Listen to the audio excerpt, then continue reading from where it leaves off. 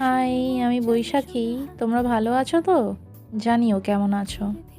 Office ব্লগটা শুরু করলাম সকাল থেকে। একটু কাজকর্মের পর আস্তে আস্তে বিকেল হয়ে গেল। বিকেলে এই পড়ন্ত সূর্যকে দেখতে খুবই ভালো লাগছিল, তাই একটু ক্যাপচার করে নিলাম। খুব ঠান্ডা পড়েছে আজকে, জানো। তাই গরম জল খেতে এসে এই পড়ন্ত সূর্যকে দেখতে পেলাম। তারপর আমার খুব খিদে পেয়েছিল, তো আমার একটা কলিগ বলল, চল আজকে না আমাদের চাট ফেস্টিভ্যালের জন্য একটা ক্যাটারার এসে চাট বিক্রি করছে, চল। তা আমি সমোসা চাট খেলাম। তারপর আমি যখন ফিরি তখন তোমাদের এই রাস্তাটা দেখাই। আমার অফিসটা আইটি পার্কেই অবস্থিত, বাট রাস্তার ছিঁড়ি দেখো। রাস্তাতে একটা স্ট্রিট লাইট অবধি নেই। এই যে গাড়ির আলোগুলো আছে না, গাড়ির আলোতে আলোকিত হয় রাস্তা, আর সেই রাস্তা দিয়ে হেঁটে হেঁটে যেতে হয়।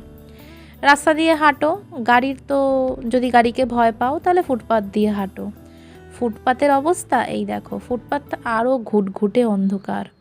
অ্যাকচুয়ালি পুনের আইটি পার্কটা গ্রামে অবস্থিত। গ্রাম বা পাহাড় বলতে পারো। সেই পাহাড় কেটে ভেঙে এখানে আইটি পার্ক বা এই অফিস বিল্ডিং তৈরি করেছে।